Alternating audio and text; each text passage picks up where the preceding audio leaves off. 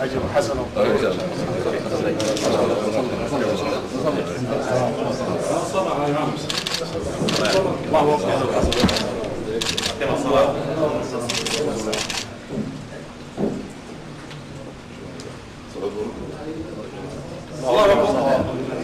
الله أكبر الله أكبر أشهد أن لا إله إلا الله أشهد أن محمدا رسول الله حي على الصلاة حي على الفلاح محمد رسول الله الله أكبر الله أكبر. السلام عليكم ورحمة الله.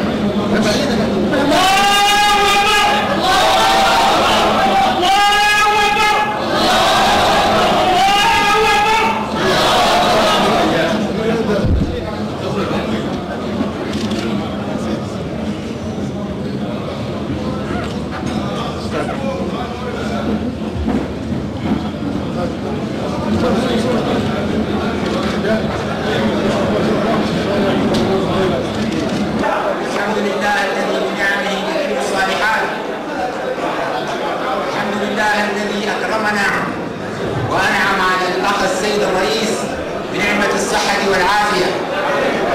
السيد الرئيس كما تشاهدونه أمامكم الآن بصحة جيدة، فلله الحمد والمنة.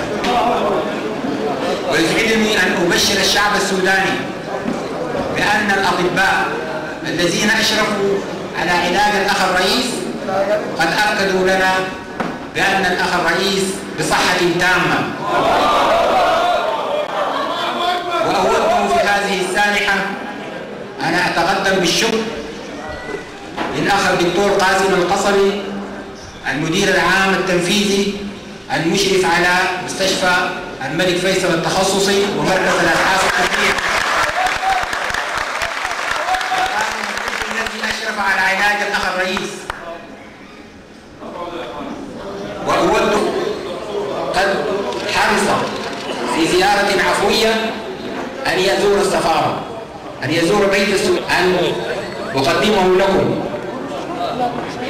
لكم في كلمة قصيرة، وذلك حرصا منه على أن يطمئن بنفسه على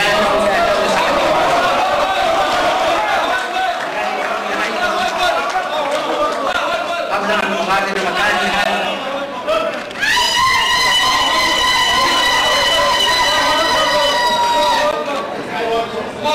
ولا يفوتني قبل أن أغادر مقامي هذا أن أؤكد على العلاقات المتينة التي تربط بين المملكة والسودان. ما شهدته هذه العلاقات من تنامي وتطور، ونحن لا نستمر من ذلك، لأن خادم الحرمين الشريفين دائما وأبدا يضع السودان في مقدمة اهتماماته قائد المملكة العربية السعودية. فالأخ الرئيس المجال أمامك لمخاطبة.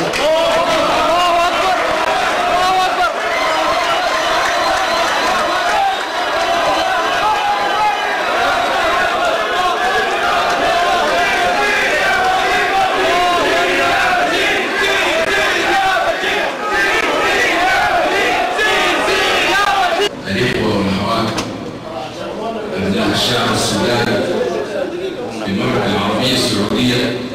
السلام عليكم ورحمة الله تعالى وبركاته.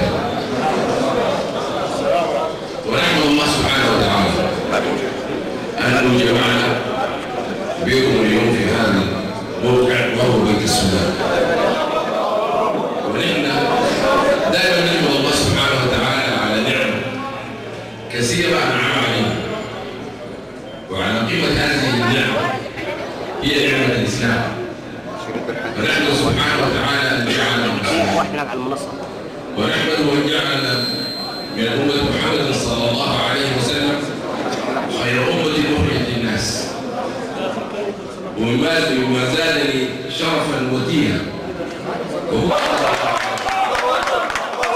رسول الله. في البداية واحد يشكر خادم الحرمين جلالة الملك عبد الله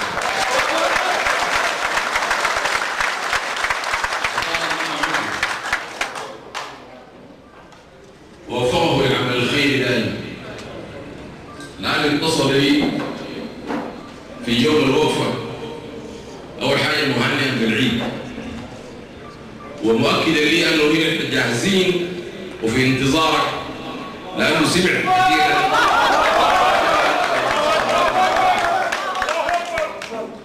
ونشكر حكومة المملكة والشعب عموما على الاهتمام وكل أجهزة الدولة، الاهتمام والرعاية اللي الواحد وجدها منذ وصولنا أو حتى قبل وصولنا إلى هذه الديار الطيبة.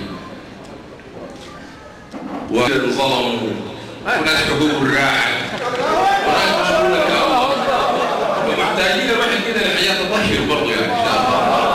فنسأل الله سبحانه يتقبل من الجميع. وفي المناسبة دي أيضا أطمنكم على السودان والحمد لله. والله كل يوم احنا ماشيين من أحسن لأحسن في كل خطوات، سواء في مجال الأمن ولا في مجال الاقتصاد وفي مجال الخدمات والتنمية والاستثمار والحمد لله. وكلكم سمعتوا انه الان اكتملت تعلية الروسيس، والان العمل جاري في سديد ونهر عنبر، وان شاء الله السنه الجايه او بعدها هيكتمل العمل في السدين، ودي اي واحد فيهم بيضيف على الاقل مليون فدان مرمي رئيس غير مشروعات اخرى ان شاء الله. طبعا سمعتوا انه احنا وقعنا اتفاقيات مع اخواننا في جنوب السودان غطت كل القضايا العاليه بيننا وبينهم ما عدا قضيه البيئه، لان حقيقه المقترح اللي قدامنا لحل قضيه البيئه كان من جانبنا مرفوض تماما، لانه هو في النهايه بيدي ابيي للدنكلوك ومع تحويل الجنوب، والابيي هي ارض السودانيه وان شاء الله حفظها ارض السودانيه.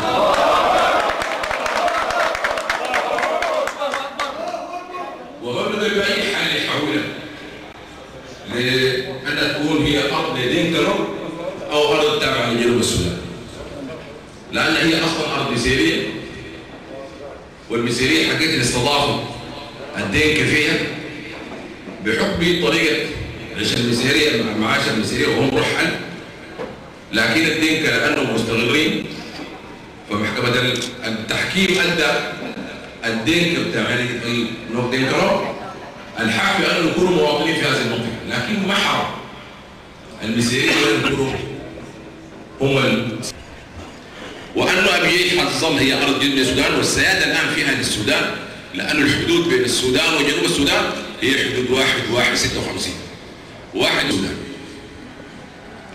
والقانون بتاع 6 أبيي قانون أجاز المجلس الوطني في الخرطوم، وما في جهه ممكن تعدله الا المجلس الوطني الموجود في مدرمان. ايضا تابعتم الهجوم الاسرائيلي على مجمع يرموك. طبعا ناس كثيرين جدا استاءوا، ناس كثيرين جدا قالوا كيف طارت اسرائيل تدخل من على الخيار الاول انه نمشي في اطار التطبيع مع اسرائيل ونتعاون معها سياسيا وعسكريا وامنيا.